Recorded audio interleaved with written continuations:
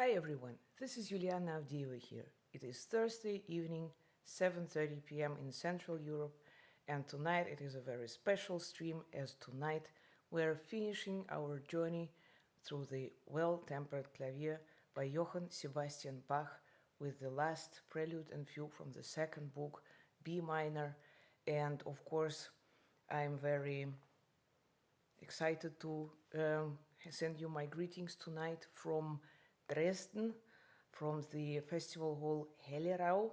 This is the place where, actually the reason I'm here is that you might remember last year the Shostakovich festival I attended and performed the first piano sonata and the premiere of the Prelude and Fugue in C sharp minor by Shostakovich, which was completed by Krzysztof Meyer. So this is the Shostakovich festival I will be performing tomorrow and on Saturday in this place in Dresden, the festival hall Hellerau, and this is the reason why I'm here, and I'm so happy and proud to greet you from the backstage, one of the dressing rooms here. And yeah, this is somehow very very moving moment for me as well, just to realize that that we have indeed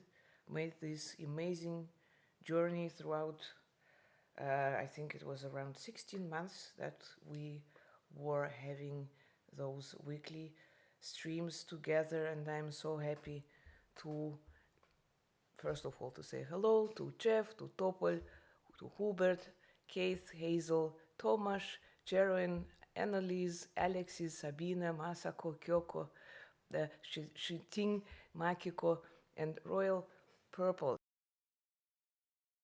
That the Shostakovich Festival will take place in front of the live audience these days. So tonight is actually the opening concert of the festival, and tomorrow I will be performing the first piano sonata and the D major Prelude and Fugue Opus 87, as well as the C sharp minor Prelude and Fugue without Opus the which was completed by Krzysztof Meyer and Weinberg Sonatine.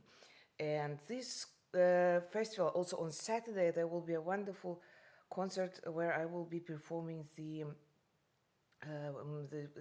wonderful cycle Opus 127, which is composed by Shostakovich for soprano and a piano trio on the poems by Alexander Blok. And this is really an absolutely amazing music. So the festival concerts will be recorded, and there will be a feature on the MDR radio broadcasting the concerts from here on July 1st, and we will, of course, I will share the link with you so that you can tune in and maybe listen if you have time on July 1st.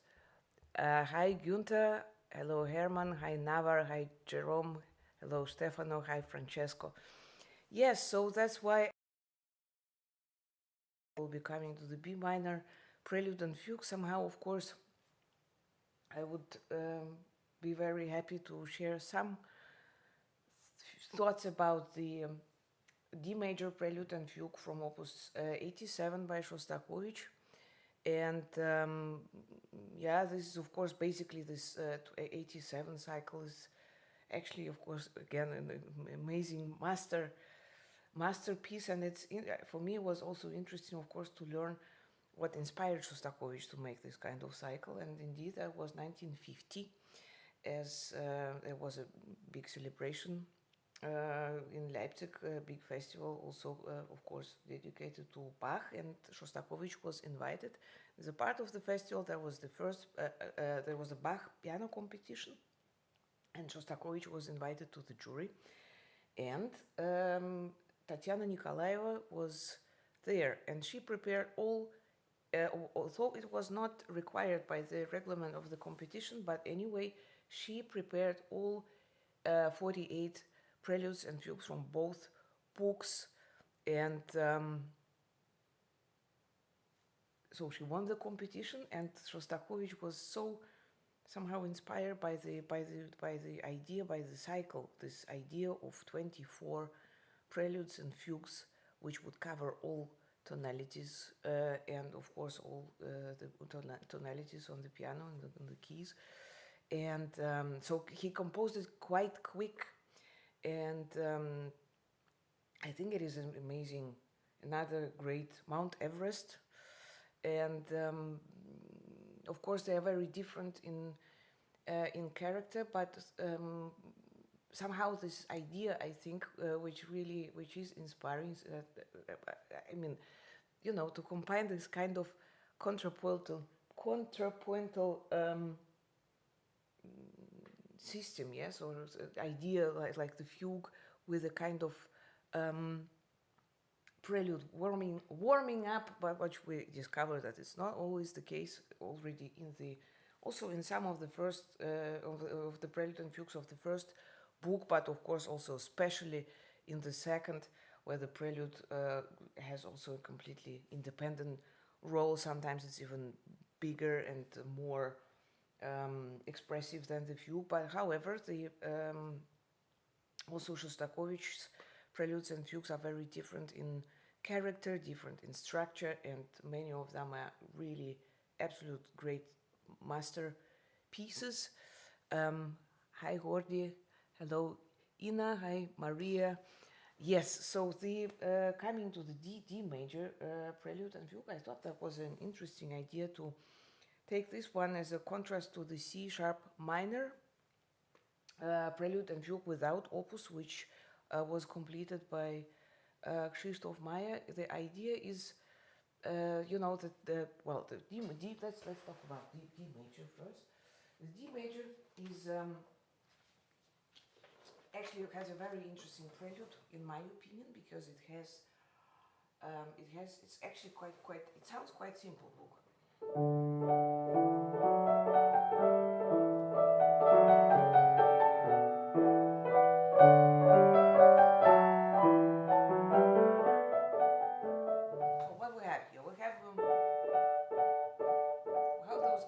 He also says arpeggiato sempre, so there are all chords in this prelude must be broken, and somehow there are only 3 notes in those chords constantly, except the last 4 bars where it's just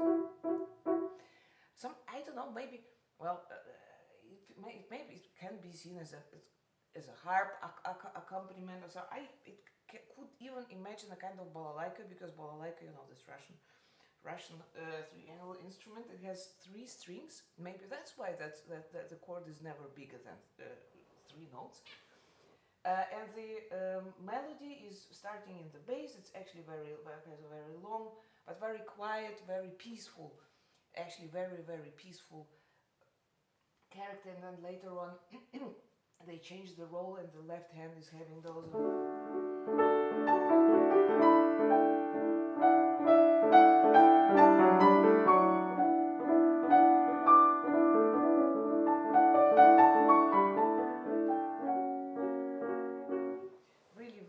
Somehow also maybe even pastoral mood, very beautiful melodic line, but always accompanied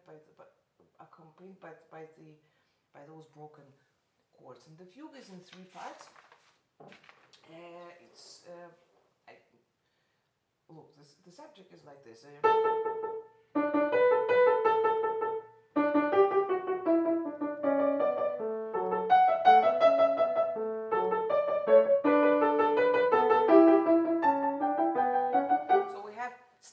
Which is already again a contrasting articulation to the prelude, and I feel somehow even a kind of real joke in here with those repeating notes, and yeah, this mixed articulation here.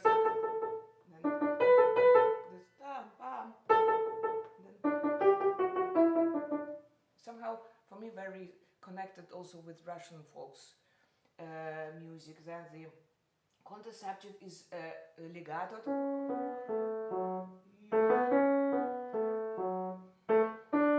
and this is actually interesting thing, because why it also sounds a kind of Russian, because it's also in pentatonic scale. This the counter subject, and somehow this makes this kind of pure color of the the Russian, some kind of Russian national, Russian folks songs.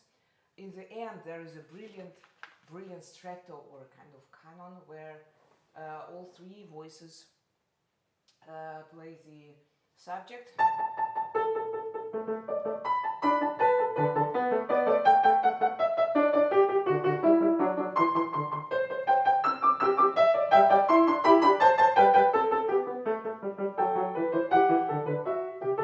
I hear really a kind of great sense of humor also here in this fugue, which Shostakovich also definitely had. So the D major Prelude and Fugue by Dmitri Shostakovich from Opus 87.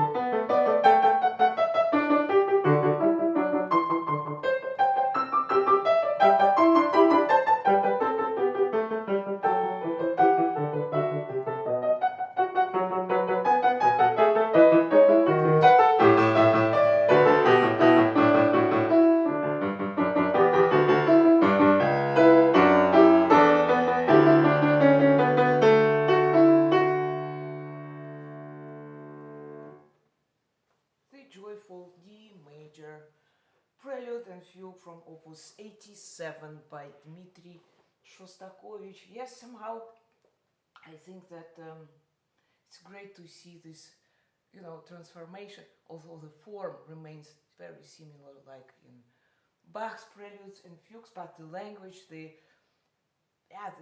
everything is different. It's already the 20th, middle of the 20th century, and of course, I think that that was what we were also discussing. That of course also after the both world wars, World War I and World War II, the musical language also made experience a huge transformation, and so it's very, for me, very inspiring to see that the same forms can be also adapted to the time we are living in. And now coming to this premiere, which maybe some of you have listened to last year, not apparently, but the sketch of the Prelude in C sharp minor by Shostakovich was recently found, and this sketch actually had only some melodic lines, some notes in the bass, and this Prelude, Shostakovich first also he was thinking to use this Prelude for the cycle 24 Preludes and Fugues Opus 87, but finally he didn't do it, and so the sketch remained incomplete. And Krzysztof Mayer, a wonderful Polish composer and also close friend of Shostakovich, we were talking also about his amazing book, biography about Dmitri Shostakovich, which he wrote, and Krzysztof Mayer completed the Prelude and composed the Fugue for this. So now it exists in its perfect form, again, Prelude and Fugue, and the C sharp minor. Well, from what we have also from the sketch is that the mood of the Prelude is very kind of unsecure. It is look.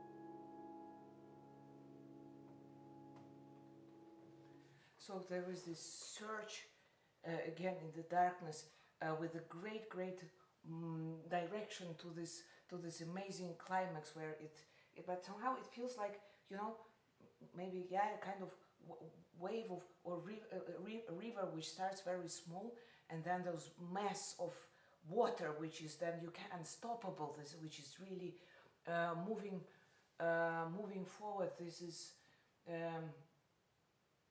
yeah, and somehow there is also no relief in this, and so this is rather also because, of course, of this six.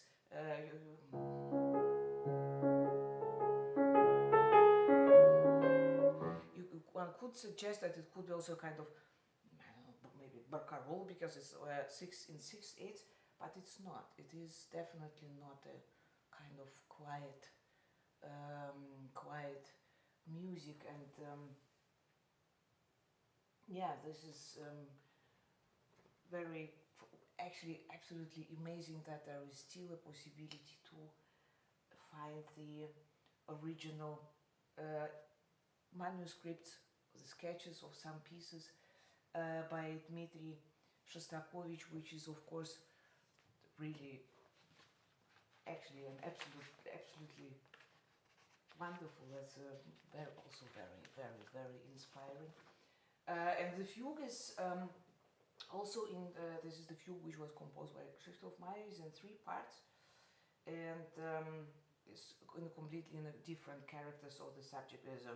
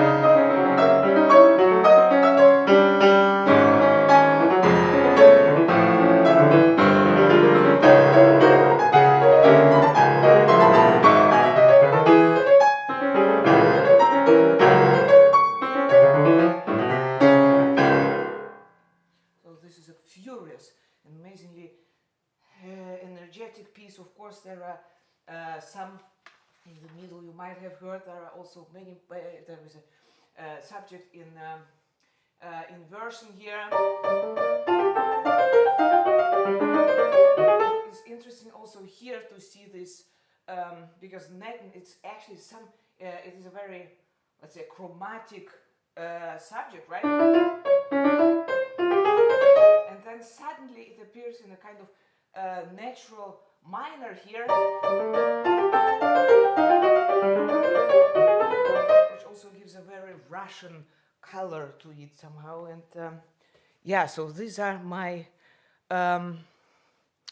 pieces, part of my pieces, which I will be performing here in Dresden at the Shostakovich Days tomorrow. And yeah, if you have time, so please tune in on July 1st for the radio broadcast.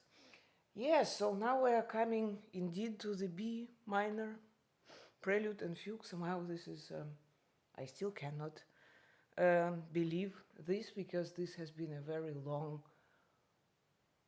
long way, in a way, which we went together, we were moving together through this, or we were making this journey together. Now this journey comes to the end. And since March 2020, we were meeting each other almost every week and walking through this unprecedented time together. And it was not always easy to deal with the situation, but that was you who motivated me, who inspired me, and helped me to keep moving. And this is, of course, is a very valuable experience for me. And I thank you so much for sharing your thoughts, your feelings so openly with me about the music, and I very, very much appreciate that. Yeah, today it is indeed the 60th stream since March 2020. 60th, can you imagine? I can't believe that. Seriously, this is really amazing, and I will be taking so many interesting, inspiring memories from the many hours of our conversations. And some moments of those conversations I will be sharing with you next week in the video. But I would also like to include your thoughts about that. What were your discoveries? Why did you tune in? What did it mean for her? What did you have any favorite moments? So please feel very free and open to send me some messages with the answers on the questions. Why? Well, what was maybe the most memorable moment for you, or maybe share some video message or maybe music piece to the email address which will be in the description. And please let me know your thoughts, because then I would really be very happy to include them into my personal memories, yes, of this Bach stream. Yeah, so now we will, I think we go on and talk about the B minor Prelude and Fugue, which is somehow, you know, what is in the B minor Prelude and Fugue in the first book is a really giant pair with an amazing fugue with a very deep character, and this pair is somehow completely different. And I ask myself whether Bach already also it was already around 1740, and I don't know what was the reason that he decided to write a kind of short, really short, but very special pair of Prelude and Fugue. Maybe because he already also he foreseen the development also of the music, that that many people will have access to it and will enjoy it so much. And so anyway, the Prelude is actually more like a two-part invention, because we have only two voices here, two voices, and it says allegro. Well, this is actually a quite late edition of the tempo, which again is a very, it doesn't happen so often, as you remember that he puts any tempo or description, and the Prelude is also in a very special mood.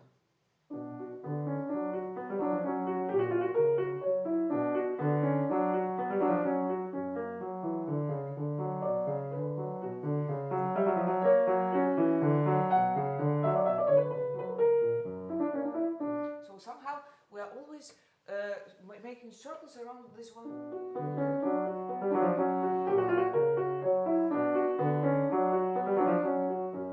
Kind of obsessed with this. And somehow, again, like wandering in the fog, and somehow really struggling within one spot. And basically, that's all what happens here. We have some wonderful sequence, that I love those sequences, like.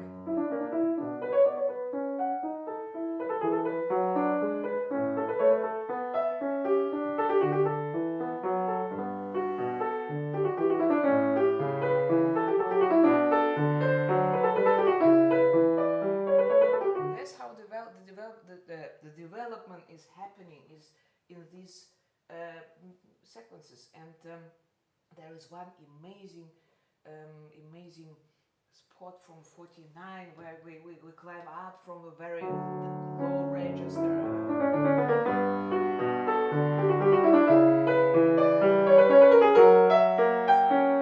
So we have the range from here until here, somehow very big distance which we are covering here, and in the end, quite surprising, there is a kind of recitativo which appears really very sudden.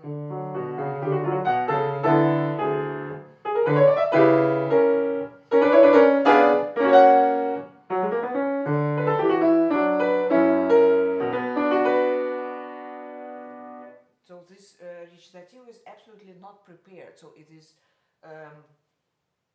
yeah, it has a very, I think it shows actually also this high importance of this prelude also, because yeah, if this piece deserves an ending like that, and the kind of really recitativo part. And the fugue is in 3, and this is what I mean, that Bach decided to finish this cycle with the dance, which is, I would say, for me it sounds more like passe-pied. So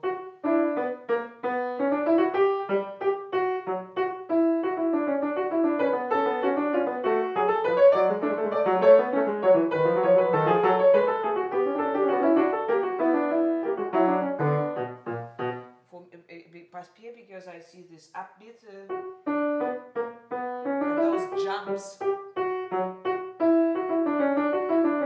For me, these are somehow the signs, symbols of passe-pied, but anyhow, this is a dancing character here, quite obvious. And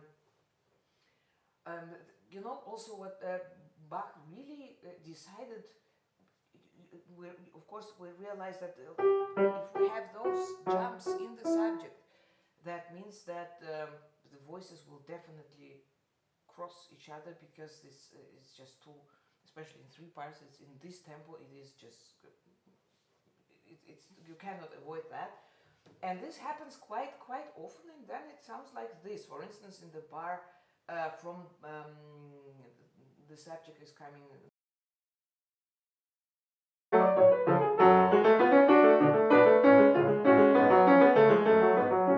we have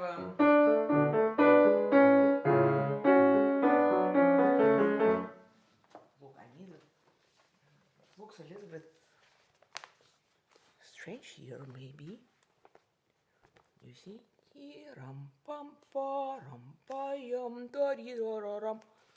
That's what we do. I need to also divide the hands, but still keeping, of course, keeping in mind that this is that the subject, where the subject is. This makes it quite uncomfortable, this fugue, to be honest. So it's a little bit challenging, although it sounds actually doesn't sound so, but it actually is. So B minor Prelude and Fugue from the second book of Well-Tempered Clavier by Johann Sebastian Bach for you.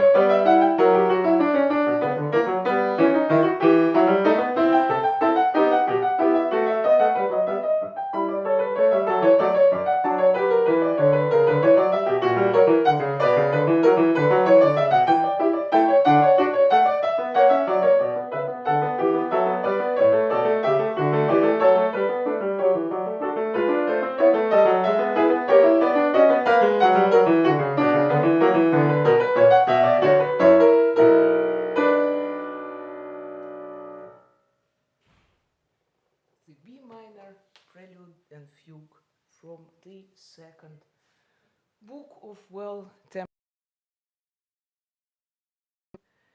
Sebastian Bach. So this book is now also over.